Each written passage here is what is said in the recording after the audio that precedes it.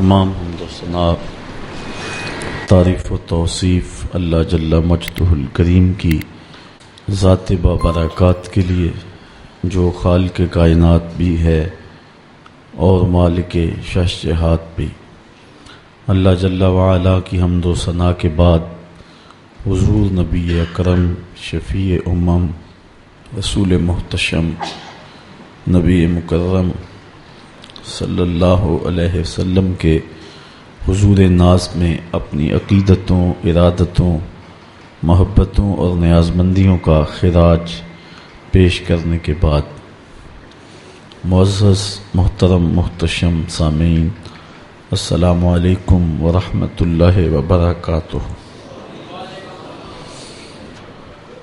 رحمات و برکات سے بھرپور ماہ نور رمضان المبارک کی ہمایوں ساعتیں آپ سب کو مبارک ہوں۔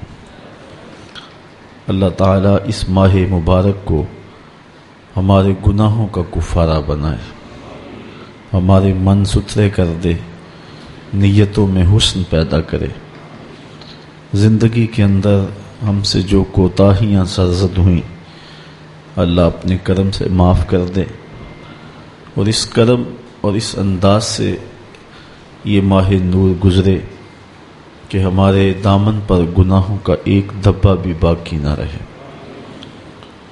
خوش نصیبی ہے کہ آج ہم اس ماہ نور کی برکتیں پا رہے ہیں۔ ادارۃ المصطفیٰ پاکستان کی جانب سے یہ 5واں سالانہ تربیتی فہم دین کورس ہے، جس کی پہلی نشست میں مجھے آپ کو شرکت کا اعزاز نصیب ہو رہا ہے۔ اللہ تعالی جل شانہ اپنے خاص کرم سے ہم سب کو مالا مال فرمائے۔ جس شوق و ولولہ میں اور محبت میں آپ لوگ تشریف لائے، مائیں، بہنیں اور بیٹیاں تشریف لائیں، میں سب کو مبارکباد بھی پیش کرتا ہوں اور دعا گو بھی ہوں کہ اللہ آپ کے ایک ایک قدم پہ برکتیں لکھ دے، آپ کے اٹھنے والے قدموں کو گلزار کر دے، اور یہاں آپ کا آنا اپنی بارگاہ میں مستجاب فرمائے۔ کوشش، آرزو، تمنا فقیر کی ہمیشہ یہی رہی ہے کہ جو بات ضرورت کی ہو وہی کی جائے، اور لوگوں سے داد سمیٹنا یا لوگوں کی نظر میں محبوبیت پانا مقصود نہیں۔ اگر قلب میں ایسا کوئی خطرہ گزرے تو نفی کی جاتی ہے۔ آرزو یہ ہے کہ آنے والوں کی زندگیاں سنور جائیں اور ان کا تعلق اپنے رب سے جڑ جائے۔ اسی خواہش اور اسی آرزو اور اسی تمنا کو دل میں سجائے ہر صبح آپ تک پہنچنے کی کوشش کروں گا۔ اللہ میری نیتوں کو خلوص دے اور آپ سب کو اپنی خاص کرم نوازیوں کا نور نصیب فرمائے، چونکہ نیتوں کی خرابی عمل کو برباد کر دیتی ہے۔ اللہ اپنی خاص کرم نوازیاں ہم سب کو عطا کرے، اور یہ ماہ نور اپنے دامن میں اتنی برکتیں رکھتا ہے، اتنی برکتیں رکھتا ہے کہ اس مہینے میں بھی محروم رہ جانے والا بد نصیب شخص ہے۔ حضور نے منبر کی 3 سیڑھیوں پہ قدم رکھتے ہوئے آمین آمین پکارا تھا، تو جبریل امین حضور کی خدمت میں حاضر ہوئے، تو انہوں نے عرض کی تھی کہ حضور اس شخص کی ناک خاک آلود ہو جو ماہ صیام رمضان المبارک کو پائے اور اپنی بخشش نہ کروا سکے۔ تو حضور فرماتے ہیں کہ میں نے اس پہ آمین کہا ہے۔ پھر انہوں نے عرض کی اس شخص کی ناک خاک آلود ہو جو والدین کو بڑھاپے میں پائے اور ان کی خدمت کر کے جنت نہ پا سکے۔ تو حضور فرماتے ہیں میں نے آمین کہا۔ پھر جبریل امین نے عرض کی کہ اس شخص کی ناک خاک آلود ہو جس کے سامنے آپ کا ذکر کیا جائے اور وہ درود نہ پڑھے۔ تو حضور فرماتے ہیں میں نے آمین کہا۔ اب جبریل یہ کہیں اور حضور اس پہ آمین کی مہر لگائیں تو پھر اس کی قبولیت میں شک نہیں رہتا، تو اس سے بڑا بدبخت زمانے میں کوئی نہیں جو ان سعادتوں اور ان خوش نصیبیوں سے بہرہ نہیں ہوتا اور اس سے اپنے دامن کے گناہ نہیں دھو ڈھالتا، بلکہ ان سعادتوں کے ہوتے ہوئے بھی محروم رہتا ہے۔ زندگی میں ایک بار پھر اللہ نے ہمیں یہ موقع نصیب کیا ہے کہ ہم یہاں ماہ صیام کے دامن کو پا رہے ہیں۔ حضور علیہ السلام نے اس ماہ مبارک کے نازل ہونے سے ایک دن قبل صحابہ کو ایک خطبہ ارشاد کیا تھا، جس کو حضرت سلمان فارسی نے روایت کیا ہے۔ میں اس کو مختصر انداز میں آپ کے سامنے رکھ دینا چاہتا ہوں اور پھر اپنے مضمون کی طرف آؤں گا۔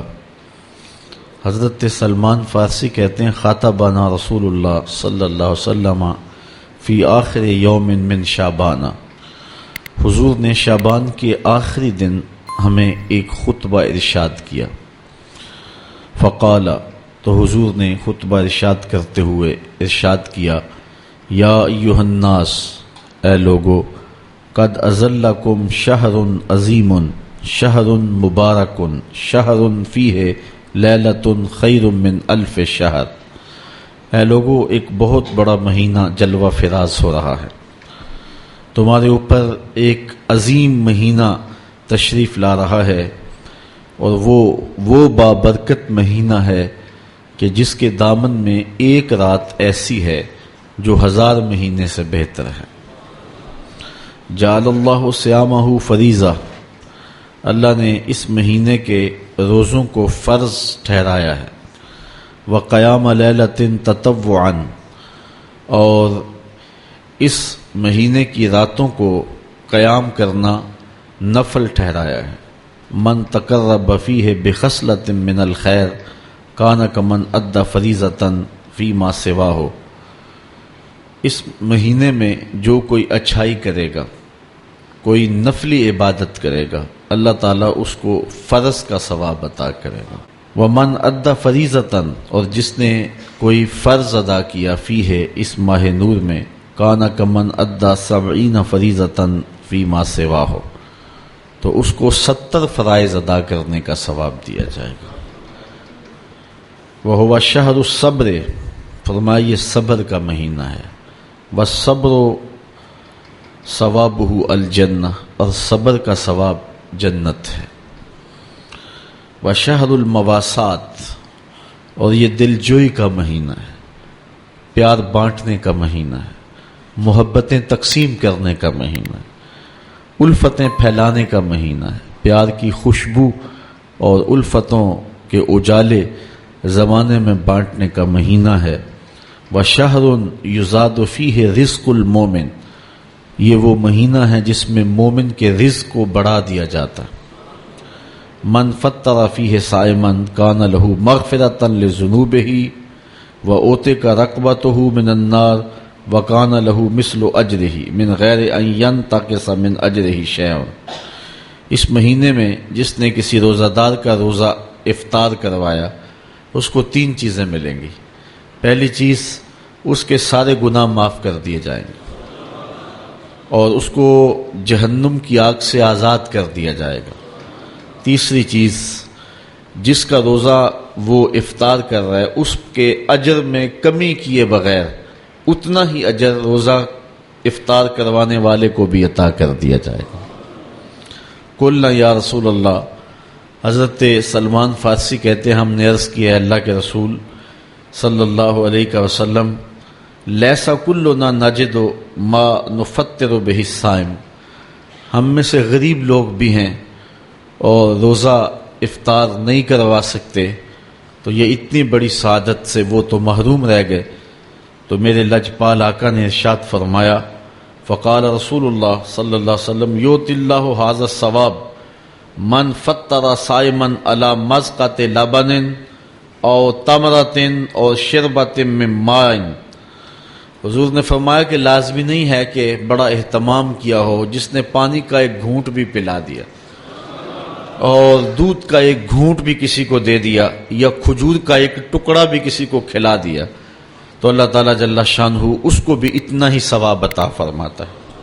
وہ اشبع صائمن سقاہ اللہ من حوض شربتا لا یظمأ حتی یدخل الجنہ۔ اور حضور نے فرمایا جس نے اس ماہ نور میں کسی شخص کی پیاس بجھائی، اس کو رچ کے کھانا دیا، اس کو پانی پلایا، فرمایا کہ اللہ تعالیٰ جل شانہ اس کو قیامت کے دن حوض کوثر کا مشروب عطا کرے گا۔ اور میرے آقا نے فرمایا کہ جس نے ایک بار حوض کوثر سے پی لیا تو 50,000 سال کا دن ہے قیامت کا، تو جنت میں داخل ہونے تک اس شخص کو پیاس نہیں لگے گی۔ وَهُوَ شَهْرٌ أَوَّلُهُ رَحْمَةٌ، یہ وہ مہینہ ہے جس کا پہلا حصہ رحمت ہے، پہلے 10 دن عشر اول رحمت ہے۔ وَأَوْسَطُهُ مَغْفِرَةٌ، اور اس کا درمیانی حصہ بخشش ہے۔ وَآخِرُهُ عِتْقٌ مِّنَ النَّارِ، اور آخری حصہ جہنم کی آگ سے آزادی ہے۔ وَمَنْ خَفَّفَ عَن مَمْلُوكِهِ فِيهِ غَفَرَ اللَّهُ لَهُ وَآتَقَهُ مِنَ النَّارِ، اور جس نے اس مہینے کے اندر اپنے غلام کو، اپنے ملازم کو، اپنے ماتحت کو کام میں تخفیف دی، 8 گھنٹے کام لیا جاتا ہے تو اس نے 2 گھنٹے رمضان کے لیے چھوڑ دیے، تو جس نے اپنے غلام کو، اپنے مملوک کو، اپنے ماتحت کو کام میں تخفیف کی، اللہ تعالیٰ جل شانہ اس کے گناہ بھی بخش دے گا اور اس کو جہنم کی آگ سے بھی آزاد فرما دے گا۔ یہ وہ خطبہ مبارکہ ہے جو حضرت نبی رحمت صلی اللہ علیہ وسلم نے ماہ صیام سے 1 دن قبل اپنی امت کو ارشاد فرمایا۔ چونکہ کل آپ سے ملاقات نہیں تھی، جن لوگوں سے کل ملاقات تھی تو کل یہ خطبہ میں نے ان کے سامنے رکھا تھا، تو میں نے چاہا کہ آپ بھی اس سے محروم نہ ہوں۔ گو میرا مضمون جو ہے وہ توحید ایک زندہ قوت کے نام سے ہے، لیکن ماہ صیام کی ابتدا میں حضور کے کلمات نور آپ تک پہنچانے کی سعادت پائی۔ اللہ تعالیٰ جل شانہ ہمیں ان سعادتوں کا حقدار بنا دے اور ہمیں اس ماہ نور کو اس انداز سے گزارنے کی توفیق دے جس انداز سے گزارنے کا ہمیں حکم دیا گیا ہے۔ اب آئیے اللہ تعالیٰ جل شانہ کو ایک ماننا، اس کا کوئی شریک نہیں، اس کو واجب الوجود ماننا، ذات میں، صفات میں، افعال میں، اسماء میں اس کا کوئی شریک نہیں ہے۔ پوری کائنات اس کی محتاج ہے اور وہ کسی کا محتاج نہیں ہے۔ اپنی تمام تر شانوں کے باوجود وہ موجود ہے، اس پر کبھی بھی عدم نہیں آیا۔ عقیدہ توحید ہمارا بنیادی عقیدہ ہے، اور اسی عقیدہ کی دعوت لے کر کے اللہ کے نبی اس دنیا کے اوپر جلوہ گر ہوتے رہے ہیں اور لوگوں کو دعوت توحید دیتے رہے ہیں۔ یہ بات ذہن نشین کر لیں، ہمارے بنیادی عقیدے 3 ہیں: عقیدہ توحید، عقیدہ رسالت اور عقیدہ آخرت۔ توحید ایک زندہ قوت ہے جو قوموں کے اندر ایک حرارت پیدا کرتی ہے، ممولے کو شباز سے لڑا دینے کی ہمت دیتی ہے، اور ایک تنہا شخص ہزاروں لاکھوں کے مقابلے میں پوری قوت کے ساتھ کھڑا ہو جاتا ہے۔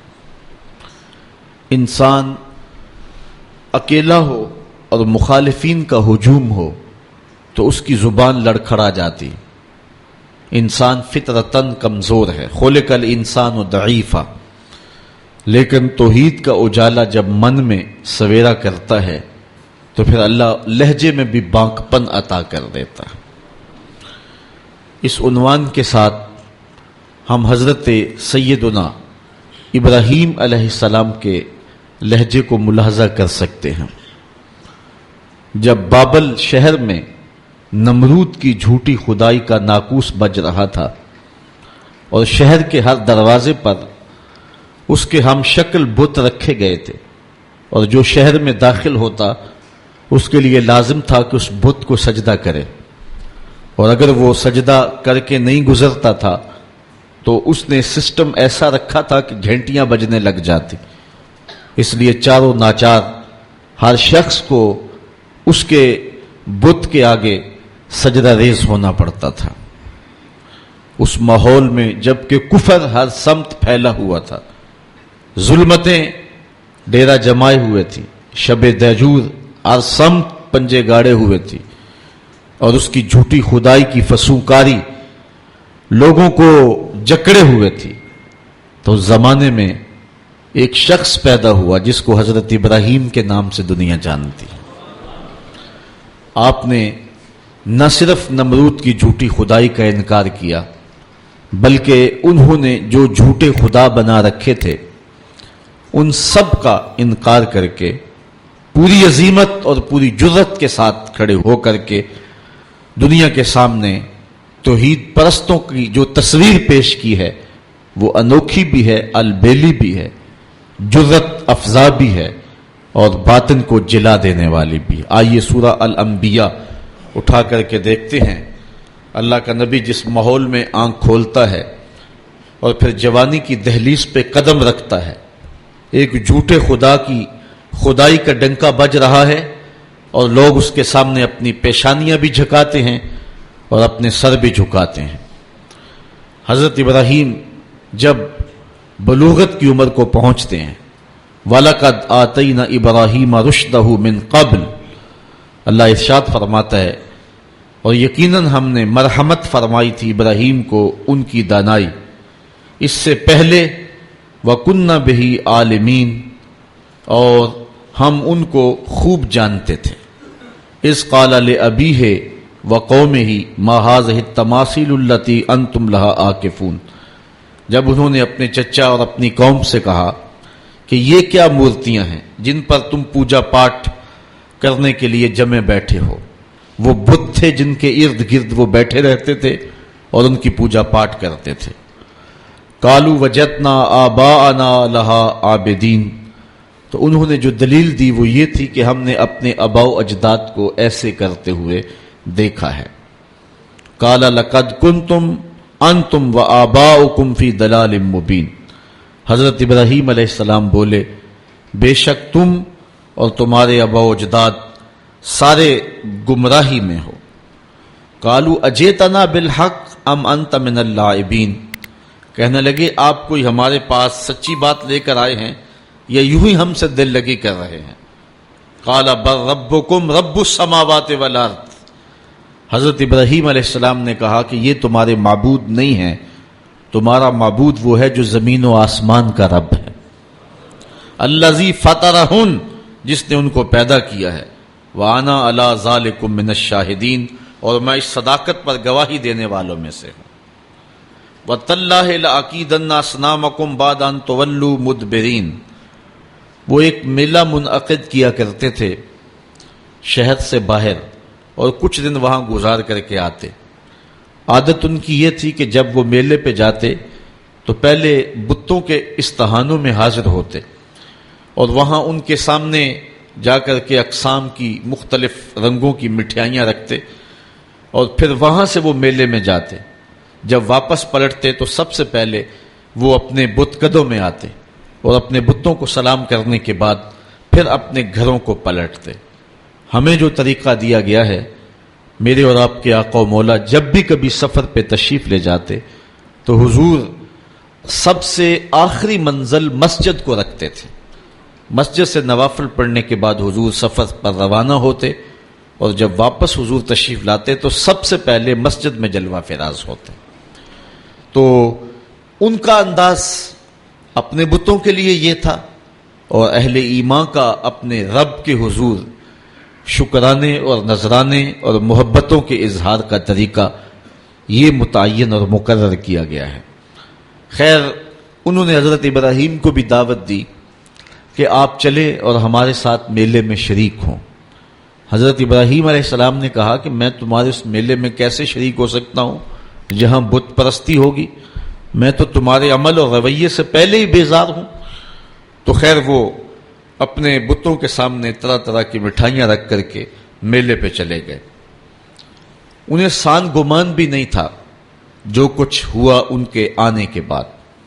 حضرت ابراہیم علیہ السلام نے اس موقع کو غنیمت جانا اور ہاتھ میں کلہاڑا پکڑا۔ یہ سورہ الانبیاء ہے۔ سورہ الصافات اٹھائیں، اللہ تعالی جل شانہ نے وہاں سورہ الصافات کے اندر حضرت ابراہیم علیہ السلام کے اس ارادے کی تکمیل کو جو انہوں نے یہاں کیا تھا کہ میں ایک دن تمہارے بتوں سے نپٹ لوں گا، تو آپ ان کے بت خانے کے اندر کلہاڑا لے کر کے تشریف لائے۔ فراغ الی آلہتہم، ان کے بتوں کے پاس حضرت ابراہیم آئے۔ فقال الا تاکلون، ان کے سامنے انواع و اقسام کے کھانے پڑے تھے۔ حضرت ابراہیم علیہ السلام نے کہا کھاتے نہیں ہو؟ ان کی بے بسی کو ظاہر کرنے کے لیے یہ کہا کھاتے کیوں نہیں ہو؟ اب وہ بیچارے کیا جواب دیتے؟ پتھر اور مٹی کے بنے ہوئے مادوؤں کی منہ میں کون سی زبان تھی کہ جو معافی ضمیر کا اظہار کر پاتے؟ تو حضرت ابراہیم علیہ السلام نے ان کی مسلسل خاموشی کے بعد فرمایا مالکم لا تنطقون، بولتے کیوں نہیں ہو؟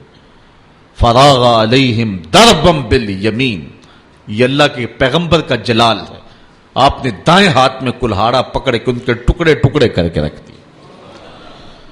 کسی کا کان کاٹ دیا، کسی کا سر کاٹ دیا، کسی کی ٹانگیں توڑ دیں، اور کسی کے بدن کے حصے بکھرے کر دیے، کسی کا ویسے ہی کچھ نہ چھوڑا، اس کے بالکل ٹکڑے کر دیے، بجری بنا کے رکھ دیے۔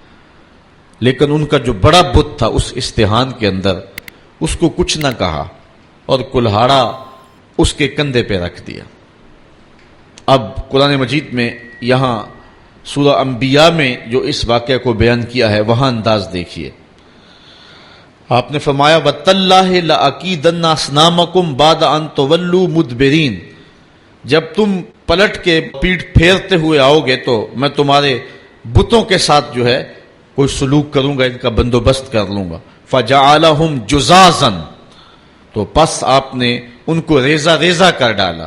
إِلَّا كَبِيرًا لَهُمْ، لیکن جو ان کا بڑا بت تھا حضرت ابراہیم علیہ السلام نے اس کو کچھ نہیں کہا۔ یہ نہیں کہ اس پر غصہ نہیں تھا، بلکہ ایک حکمت تھی، اس قوم کو رسوا کرنا تھا اور اس قوم کو لاجواب کرنا تھا، ان کے سامنے ان بتوں کی حیثیت رکھنی تھی۔ تو حضرت ابراہیم علیہ السلام نے بڑے بت کو کچھ نہیں کہا۔ لعلہم الیہ یرجعون، تاکہ وہ لوگ اس افتاد کے بارے میں اس کی طرف رجوع کریں۔ اب قوم جب واپس آئی تو معمول ان کا یہی تھا کہ وہ پہلے بت خانے میں آیا کرتے تھے۔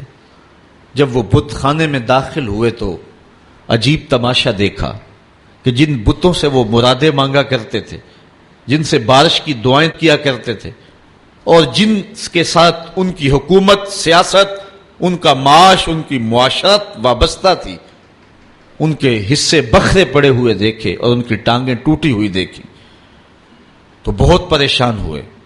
قالوا من فعل هذا بآلهتنا انه لمن الظالمین، کہنے لگے ہمارے ان خداؤں کے ساتھ یہ سلوک کس نے کیا ہے؟ جس نے یہ کام کیا ہے وہ ظالموں میں سے ہے۔ غصے سے پیچو تاب کھانے لگے کہ برا حال ہوا ہے، دھڑن تختہ کر کے رکھ دیا اور ان کے جسم کے ٹکڑے بکھرے ہیں بت خانے کے اندر، مٹھائیاں بکھری ہوئی ہیں، پلیٹیں بکھری ہوئی ہیں۔ تو کہنے لگے یہ کسی نے بہت برا کیا، سخت ظلم کیا، زیادتی کی ہے۔ قالوا سمعنا فتى يذكرهم يقال له ابراہیم، کہنے لگے چند آدمیوں نے ان لوگوں میں سے کہا ایک نوجوان کو سنا ہے جو ان بتوں کا ذکر برائی سے کرتا ہے، اس کا نام ابراہیم، ورنہ اس بھرے ماحول میں ان بتوں کے ساتھ یہ سلوک بھلا کون کر سکتا ہے؟ ان بتوں کی ہیبت سے سارے خائف ہیں۔ ایک بندہ ہے اس پورے معاشرے کے اندر جو جرأت کے ساتھ ان بتوں کے خلاف بولتا ہے، اس کو ابراہیم کہتے ہیں، یہ سب کچھ اسی کا کیا دھرا ہوگا۔ قالوا فاتوا به علی اعین الناس لعلهم یشهدون، کہنے لگے پھر پکڑ کر لاؤ اسے سب لوگوں کے سامنے لوگوں کے روبرو وہ اس کے متعلق کوئی شہادت دیں. جن لوگوں نے اس شخص کو، ابراہیم کو، ان بتوں کی برائی بولتے ہوئے دیکھا ہے، وہ کہیں کہ واقعی یہ بتوں کا مخالف ہے، اور یہ الزام ہم اس پہ لگائیں کہ اس نے یہ کیا ہوا ہوگا، اور پھر اس کو سزا دیں. حضرت ابراہیم علیہ السلام لے آئے گئے اور ان کو پکڑ کر کے گرفتار کر کے جو ہے وہ بادشاہ کے دربار میں حاضر کر دیا گیا. آیان سلطنت بھی بیٹھے ہیں، وزراء بھی بیٹھے ہیں، مشیر بھی بیٹھے ہیں، خود نمرود بھی بیٹھا ہے، پجاری بھی، اور ان استہانوں کے اور ان بت خانوں کے پروہت بھی بیٹھے ہوئے ہیں. منتیں ماننے والے، دعائیں مانگنے والے، ان کو اپنا معبود سمجھنے والے، اپنی پیشانی ان کے چرنوں میں رکھنے والے سارے بیٹھے اور اپنے بتوں کی بدحالی پہ پیچ و تاب کھا رہے ہیں. سارا غصہ حضرت ابراہیم پر آیا، اور حضرت ابراہیم علیہ السلام کو بلا کر کے لوگوں کے سامنے نمرود اپنی پوری تمکنت کے ساتھ، پورے رعب اور شاہی جلال کے ساتھ، اور پورے غرور اور دبدبے کے ساتھ اس مجلس میں موجود ہے. ہزاروں کا یہ اجتماع ہے، اللہ کی توحید کا ایک واحد پرستار. حضرت ابراہیم اس ماحول میں ان کو پکڑ کے لایا جاتا ہے. قالوا اانت فعلت هذا بآلهتنا یا ابراہیم، ایک دم چھٹ پڑے، بولے اے ابراہیم، ہمارے ان بتوں کے ساتھ، ہمارے ان خداؤں کے ساتھ یہ سلوک تم نے کیا؟ پھر حضرت ابراہیم نے کیا جواب دیا؟ قال بل فعلہ کبیرہم ھذا، ان کے بڑے نے کیا ہوگا. اسلحہ تو اس سے برآمد ہو رہا ہے نا، یہ آپس میں لڑ پڑے ہوں گے، یہ کہہ رہا ہوگا کہ تم چھوٹے میری خدائی میں کیوں شریک ہو، تو اس بڑے نے کیا ہوگا. پھر آگے فرمایا فاسألوہم ان کانوا ینطقون، اچھا یہ نہیں بتاتا تو جن کے ساتھ یہ قیامت ٹوٹی ان سے پوچھ لو کہ تمہارے ساتھ یہ قیامت کس نے توڑی. یہ اپنے دکھ کی بپتا خود سنائیں نا، اپنی داستان سرائی خود کریں. ان کے ساتھ یہ قیامت کس نے توڑی، کس نے ظلم کیا ان کے ساتھ؟ پہلے تو کلہاڑا جس سے برآمد ہو رہا ہے، ان کا جو بڑا ہے اس نے کیا ہوگا. حالات قرینہ حالیہ جو ہے وہ یہ بتا رہا ہے کہ سارے بت جو ہیں وہ قتل کر دیے گئے، بڑے کے پاس جو ہے وہ اسلحہ ہے اور وہ بچ گیا، اس کو خراش تک نہیں آئی. یقیناً ان کی آپس میں کوئی لڑائی ہو گئی ہوگی، اس بڑے نے چھوٹوں پہ حملہ کر دیا اور ان کے ٹکڑے ٹکڑے کر کے رکھ دیا اور خود سلامت رہا، تو اس نے کیا ہوگا. اچھا اگر اس نے نہیں کیا ہے تو یہ نہیں بتا رہا، تو چلو جن کے ساتھ یہ قیامت ٹوٹی ہے ان بیچاروں سے پوچھ لو تمہاری ٹانگیں کس نے کاٹ دی، تمہارے سر کس نے توڑ دیے، تمہارے کان کس نے کاٹ دیے، تمہاری ناک کس نے توڑ دی. حضرت ابراہیم علیہ السلام کے لفظوں کی کاٹ کلہاڑے کی کاٹ سے بھی زیادہ تھی. اللہ اکبر، اللہ کا نبی بول رہا ہے اور نمرود کا دربار ہے، سارے مخالف ہیں، بتوں کے ماننے والے اور ان کو اپنا معبود برحق سمجھنے والے. ایک جوان اللہ کی توحید کا واحد پرستار میدان عمل میں کھڑا ہے. حضرت ابراہیم علیہ السلام نے ذرا لفظوں کی کاٹ دیکھیے اور حضرت ابراہیم کا لہجہ دیکھیے. کالا بل فعلہ کبیرہم ھذا، ان کے اس بڑے نے کیا ہوگا. فاسألوہم، اب کوئی وقفہ دیے بغیر، فا تاکیبیہ ہے اور سما اور فا میں فرق یہ ہے کہ جب سما بولا جاتا ہے تو اس میں تاکیب فی الفور نہیں ہوتی، اور جب فا عربی میں بولا جاتا ہے تو اس میں تاکیب فی الفور ہوتی ہے. یعنی ان کو وقفہ دیے بغیر ایک حملے کے اوپر دوسرا حملہ کیا. فاسألوہم، ان سے پوچھ لو. اور پھر بتوں کی بے بسی کو بھی ساتھ بیان کر کے فوراً کہا ان کانوا ینطقون، اگر یہ بولتے ہیں تو اپنی دکھ کی کہانی بیان کریں، اپنے درد اور اپنے دکھڑے کو بیان کریں کہ یہ قیامت ان پر کس نے توڑی ہے. فرجعوا الی انفسہم، پھر وہ اپنے اندر پلٹے. ضمیر تو ہوتا ہے، اندر سے آواز تو آتی ہے، پھر وہ اپنے ضمیر کی طرف پلٹے. فقالوا انکم انتم الظالمون، اور پھر بولے بے شک تم خود ہی ظالم ہو. ان سے توقعات وابستہ کیے ہوئے ہو جو اپنے وجود کی سلامتی اور اپنے وجود کی بقا کی ضمانت بھی نہیں دے سکتے، اور پھر ان کے اوپر حملہ آور ہو تو دفاع بھی نہیں کر سکتے. دفاع تو دور کی بات ہے، اپنے دکھ کی کہانی بھی نہیں سنا سکتے. ان پر ظلم کس نے کیا اس بپتا کو بھی نہیں کہہ سکتے. تو جو اتنے مجبور اور اتنے بے بس ہیں تو وہ تمہیں کیا دے گی. ایک دم وہ اپنے اندر پلٹے، ضمیر اندر سے گھنٹیاں بجانے لگا. ابراہیم کھڑے ہیں اور اللہ کی توحید کا پیغام دے رہے ہیں.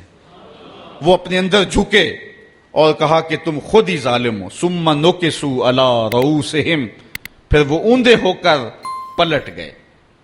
اندر کی ظلمت، اندھیرا اور ان بتوں کا وہ پیار جو ان کے اندر رچا بسا تھا، پھر وہ دوبارہ پلٹے اور حضرت ابراہیم سے مخاطب ہو کے کہا لَقَدْ عَلِمْتَ مَا هَؤُلَاءِ يَنْطِقُونَ.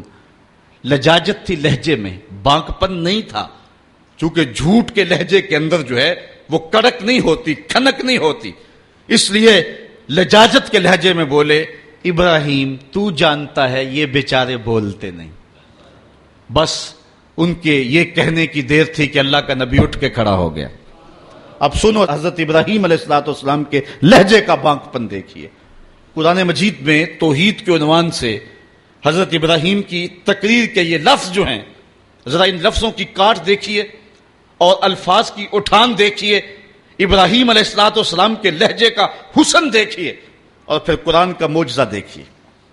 میرے پاس وہ لہجہ نہیں ہے کہ ان لفظوں کو اس انداز سے پڑھ سکوں کہ وحی کے پڑھنے کا جو طریقہ اور سلیقہ اہل زبان رکھتے ہیں، لیکن میرے ٹوٹے ہوئے لہجے کے اندر بھی آپ ان لفظوں کا حسن ملاحظہ کر سکیں گے کہ کس قدر اللہ کے نبی حضرت ابراہیم علیہ السلام کھڑے ہو کر کے اللہ کی توحید پر گفتگو کر رہے ہیں، اور یہ موقع حضرت ابراہیم تلاش کر رہے تھے، اور یہ سارا جو کچھ کیا تھا اس موقع کو پیدا کرنے کے لیے حضرت ابراہیم نے کیا تھا. اب حال یہ ہے کہ نمرود بھی بیٹھا ہے، اس کے آیان سلطنت بھی بیٹھے ہیں، وزراء مشیر بھی بیٹھے ہیں، حکمران طبقہ بھی بیٹھا ہے، عوام بھی بیٹھے ہیں، پروہت بھی بیٹھے ہیں، پجاری بھی بیٹھے ہیں، سارے بیٹھے ہوئے ہیں. اور حضرت ابراہیم علیہ السلام جب حجت پوری کر لی اور ان کو کہا ان سے پوچھ لو، بڑے نے کیا ہوگا، اچھا یہ بولتے ہیں تو ان سے سوال کر لو، تو وہ اپنے ضمیر کی طرف لوٹے اور پھر پلٹ آئے دوبارہ گمراہی کی طرف. لہجے میں جو ہے وہ توتلا پن تھا، رک رک کے کہہ رہے تھے، لجاجت تھی، ٹپک رہی تھی لہجے کے اندر، بے بسی تھی.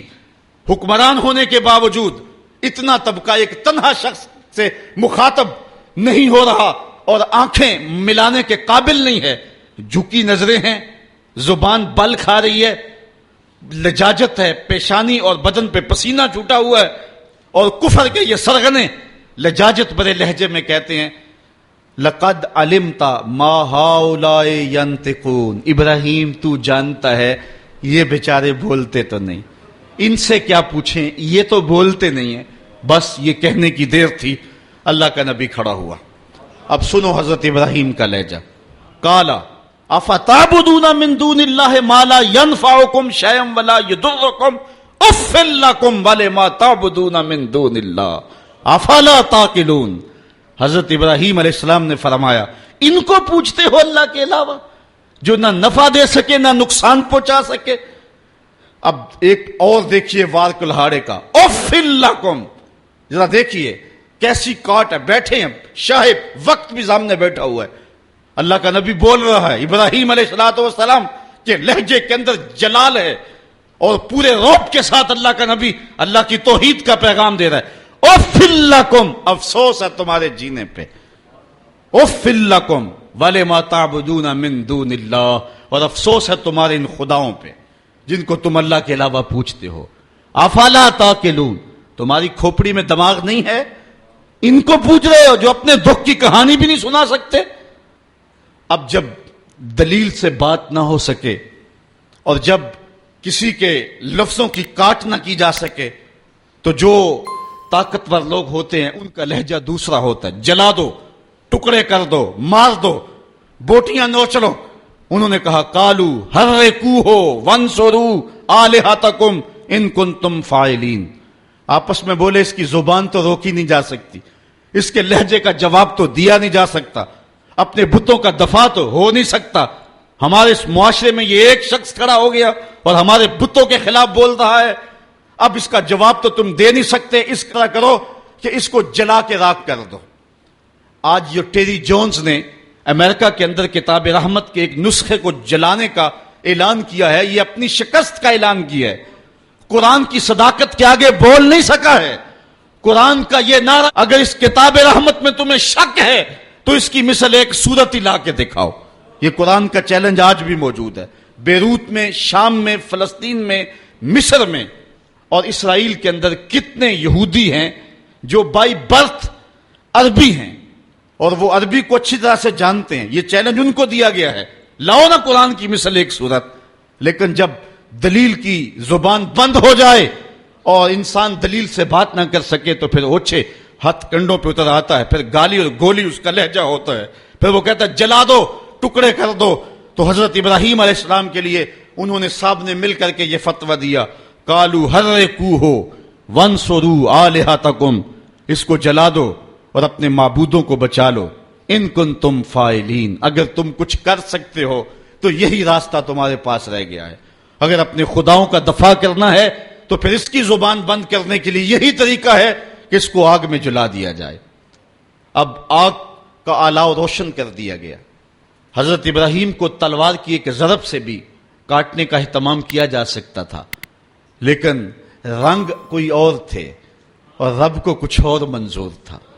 ایک چخا تیار کی گئی اور مفسرین لکھتے ہیں کہ اتنی بڑی تھی کہ اگر اوپر سے فضا سے کوئی پرندہ گزرتا اور اس سے اٹھنے والی گرمی اور حرارت اور حدت سے وہ جل بن کر کے کباب بن کر کے نیچے جو ہے وہ گر جاتا.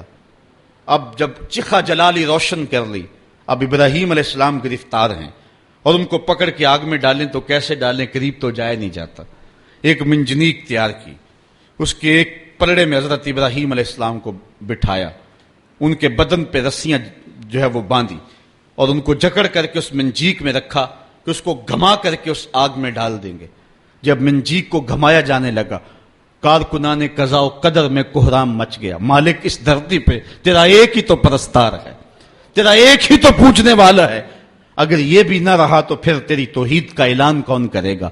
لیکن فطرت مسکرا کے کچھ اور کہہ رہی تھی، فانوس بن کے جس کی حفاظت ہوا کرے، وہ شمع کیا بجھے جسے روشن خدا کرے.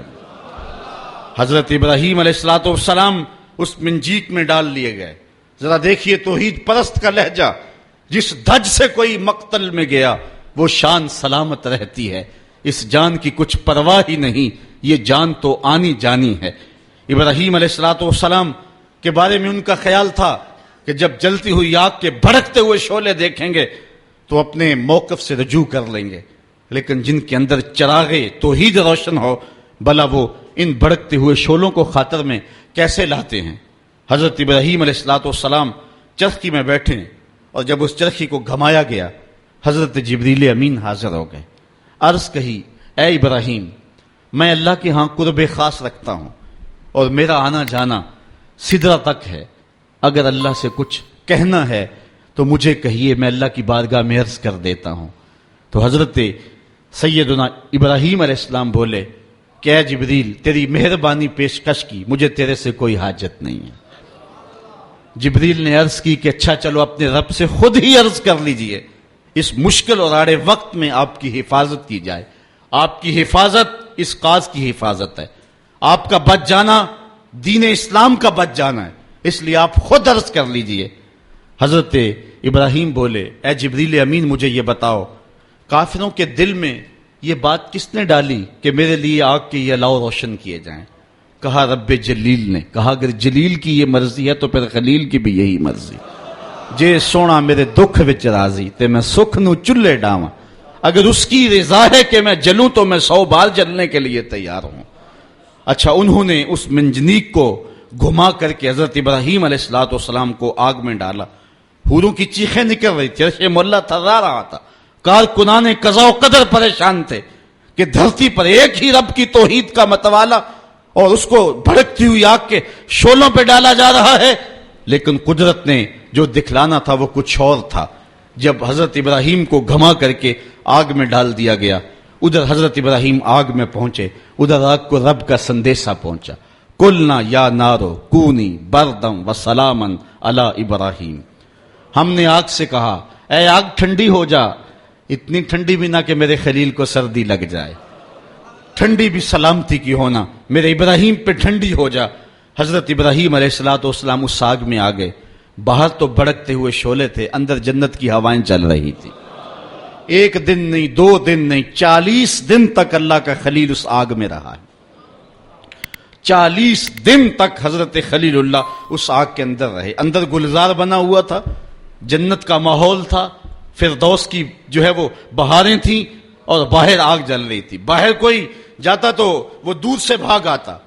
اب ان کا تو خیال تھا کہ راکھ بھی نہیں بچی ہوگی، لیکن آگ کے جب شعلے سرد ہوئے اور جب کوئلے بجھے تو حضرت ابراہیم کوئلوں پہ چلتے ہوئے یوں آ رہے ہیں جس طرح کوئی نازنین پھولوں پہ چلتا ہوا آتا.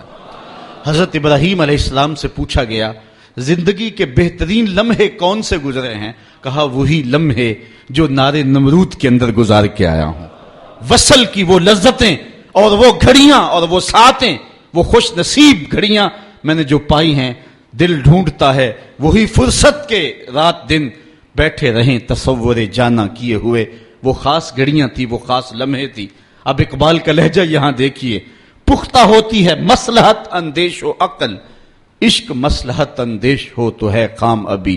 بے خطر کود پڑا آتش نمرود میں عشق، عقل ہے محو تماشائے لبے بام ابھی. عقل کے تقاضے اور ہیں لیکن عشق کا لہجہ اپنا ہے، محبت کا بانکپن اپنا ہے. توحید کے چاہنے والے اور اللہ کی ذات پر اذعان و یقین رکھنے والے اس طرح جلتے ہوئے شعلوں کو سلامی دیا کرتے ہیں اور پھر اللہ کی رحمتیں ان پر کس طرح برستی ہیں. فرعون کا دربار دیکھیں، پوری جلالت کے ساتھ اپنے دربار میں بیٹھا ہے. اللہ کا پیغمبر حضرت سیدنا موسیٰ علیہ السلام، ہاتھ میں عصا ہے، سر پہ امامہ ہے، فرعون کے دربار میں بیٹھ کے اللہ کی توحید کا اعلان کر رہے ہیں. زیر لب مسکرا کے بولا میرے گھر میں پلتا رہا، آج مجھے یہ کل سکھانے آ گیا ہے. تو اللہ کا نبی بولا کہ میں رہا تیرے گھر میں ہوں، دودھ میں اپنی ماں کا پیتا رہا ہوں.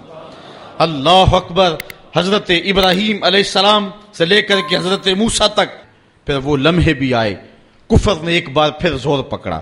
اللہ کا بابرکت گھر کعبۃ اللہ اور 360 بت کعبے کے اندر سجے ہوئے ہیں. جب خدا کے گھر میں بھی بت سجے ہوئے ہیں، اللہ نے اپنے محبوب کو روشنیوں اور اجالوں کا نقیب بن کے دنیا پہ جلوہ گر کیا. پھر حضور کھڑے ہوئے. مخالفتوں کے وہی طوفان، نکتہ چینی کی وہی آندیاں، حالات کے وہی جبر اور مشکلوں کے وہی چکر، راستے میں بچھے ہوئے کانٹے، کھدے ہوئے گڑے، طائف کے بازار، مکے کی گلیاں.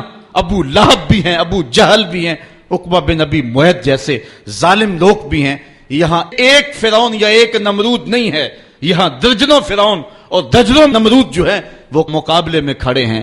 حضور علیہ السلام کے شفیق چچا حضرت ابو طالب، ان سے کہا جاتا ہے آ کر کے کہ آپ اپنے بھتیجے کو روک لیں، اور یہ اتنے لوگوں کے ساتھ کیسے ٹکر لے گا. تو ان کے دل میں بھی جب بات آئی تو اپنے بھتیجے کو بلا کر کے کہا میرے ناتواں کندھوں پہ اتنا بوجھ نہ ڈالو جس کو میں اٹھا نہ سکوں. تو حضرت نبی رحمت صلی اللہ علیہ وسلم نے جب اپنے چچا کو بھی اپنی حمایت سے دستبردار ہوتے ہوئے دیکھا تو آنکھوں میں آنسو آ گئے اور کہا کہ چچا تمہاری مرضی، رہی بات میری، واللہ لو وضع الشمس فی یمینی والقمر علی یساری، اگر یہ میرے دائیں ہاتھ میں سورج رکھ دیں، بائیں ہاتھ میں چاند رکھ دیں، کونین کے خزانے میرے قدموں میں ڈھیر کر دیں، میں تب بھی اللہ کی توحید کا اعلان کرتا رہوں گا. یا تو اس راستے کے اندر اپنی جان دے دوں گا اور یا پھر اس عمل کو غالب کر کے رہوں گا. تو انہوں نے کہا یا ابن اخی کل ما اجبتا، اے میرے بھائی کے بیٹے جو دل میں آتا ہے کہو میں تمہارے ساتھ ہوں. وہ عظیمتوں کی یہ داستانیں اور یہ بانکپن اور یہ انداز اللہ کے بندوں کا شیوا ہے کہ وہ ہمیشہ ہر دور میں حق کے پرچم کو ہی بلند کیا کرتے ہیں. ان کا لہجہ اور ان کا انداز اور ان کے انداز کا بانکپن لوگوں کو جو ہے وہ بلاتا ہے، جو ہے وہ ایک زندگی کی طرف، ایک حرارت کی طرف. توحید ایک ایسا جذبہ ہے جو اندر ایک توانائی اور ایک بجلی بھر دیتا ہے اور بندہ لا خوف علیہم ولا ہم یحزنون کا روپ بن جاتا ہے. چونکہ اسے یقین ہے کہ میرا رب تمام طاقتوں کا مالک ہے اور اس کے قبضہ قدرت میں میری جان ہے، محیی بھی وہ ہے اور ممیت بھی وہ ہے، زندگی بھی اسی کے دستے قدرت میں ہے اور موت بھی اسی کے ہاتھوں میں ہے. اس لیے کوئی شخص نہ تو روح قبض کر سکتا ہے نہ زندگی کے ایک سانس ودیت کر سکتا ہے. اس لیے وہ لوگوں سے ڈرے بغیر پوری قوت کے ساتھ حق کا پرچم تھام کے میدان عمل میں بڑھتا رہتا ہے.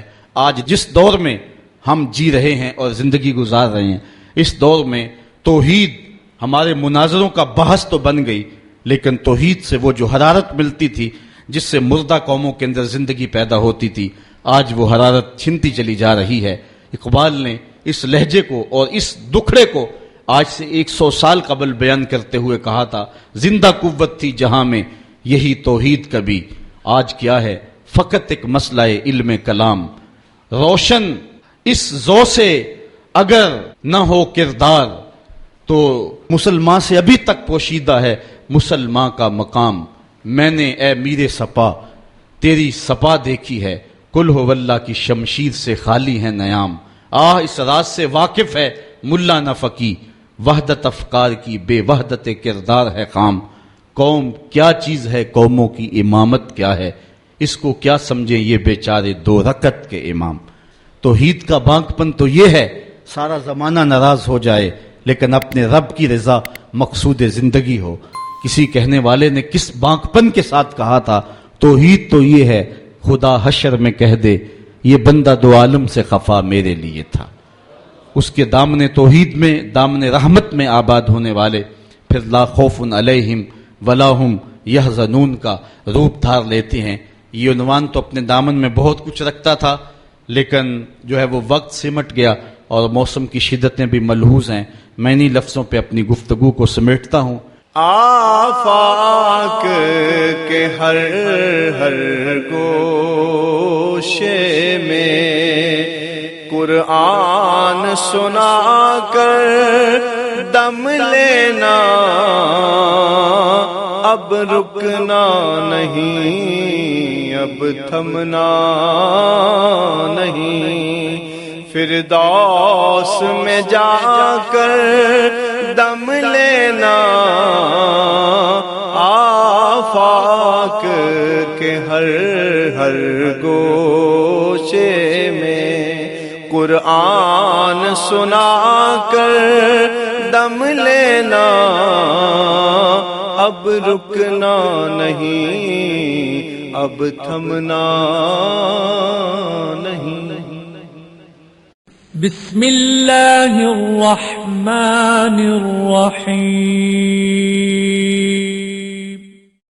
ہم جوہد و عظیمت کے راہی، ہم جوہد و عظیمت کے راہی، منزل پہ جا کر دم لیں گے، میدان عمل میں نکلے ہیں، میدان عمل میں نکلے ہیں، باطل کو مٹا کر دم لیں گے، ہم جوہد و عظیمت کے راہی، منزل پہ جا کر دم لیں گے، آفاق کے ہر ہر گوشے میں، آفاق کے ہر ہر گوشے میں قرآن سنا کر دم لیں گے، اب رکنا نہیں،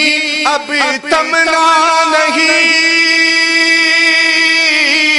اب رکنا نہیں، اب تھمنا نہیں، فردوس میں جا کر دم لیں گے، ہم جوہد و عظیمت کے راہی، منزل پہ جا کر دم لیں گے، میدان عمل میں نکلے ہیں، باطل کو مٹا کر دم لیں گے۔ اس دارالعلوم کی ایک ایک اینٹ میں پیار بھرا ہوا ہے، درد بھرا ہوا ہے، تو اس کے لیے دعا گو رہیں، اپنے تعاون سے بھی نوازتے رہیں۔ اللہ کی توفیق سے یہ ایک مرحلہ تقریباً تکمیل کے قریب ہے۔ ہم نے چاہا یہ تھا کہ 3.5 لاکھ روپے کا ایک ستون بما اوپر والا چھت اور فرشی لینٹر جو پڑا ہے، یہ 3.5 لاکھ روپے کا ایک بنتا ہے، تو اگر ہمیں 99 لوگ مل جائیں تو یہ سارا مکمل ہو جائے، لیکن 47 لوگ ہمیں مل سکے، چونکہ 3.5 لاکھ روپے ہم نعت خواں کو دے لیتے ہیں، مدرسے کو دینا ہمارے لیے مشکل ہے، ہمارا مزاج ایسا بنا ہوا ہے، تو پورے ملک کے اندر اتنے لوگ ملے، اللہ ان کے رزق میں بے پناہ برکتیں عطا فرمائے۔ باقی جن لوگوں نے انفرادی طور پہ کوشش کی، 2، 5، 7، 8، 10، 20 ہزار جتنی توفیق کوئی شامل ہوئے، تو یہ اتنا کام مکمل ہوا، اور یہ تھوڑا سا حصہ ہم نے یہ کچھ قرض لے کر کے ڈالا ہے، اور آگے والا حصہ بھی ہم نے جو ہے وہ تعمیر کرنا ہے، جب اوپر والی چھت کا مرحلہ پہنچے گا تو ایک ستون بما چھت کے صرف 2 لاکھ روپے تک جو ہے وہ ممکن ہوگا. احباب اگر اس حوالے سے جو ہے وہ تعاون فرمائیں. جامعۃ المصطفیٰ کے جو ماہانہ اخراجات ہیں اس سلسلے کے اندر باہر سے معاونت فارم اگر وصول کر لیں، ایک بچے کا اوسط خرچہ تقریباً 1200 سے 1500 روپے تک ہے. اگر ایک بچے کا خرچہ اپنے ذمے لے لیں، ہمارا نمائندہ ہر مہینے وصول کر لے گا تو یہ ایک تعاون کی صورت ہوگی. بہرحال جس طرح جس سے بن پڑے اپنے مرحومین کے اصالِ ثواب کے لیے، اس کی تعمیر کے لیے آپ نے کوشاں رہنا ہے. جس نے ایک پائی بھی اس جامعہ کے لیے خرچ کی، اے اللہ اس کو جزائے جزیل دے. جس نے گزرتے ہوئے پیار کی نظر سے دیکھ بھی لیا، اس کو بھی جزائے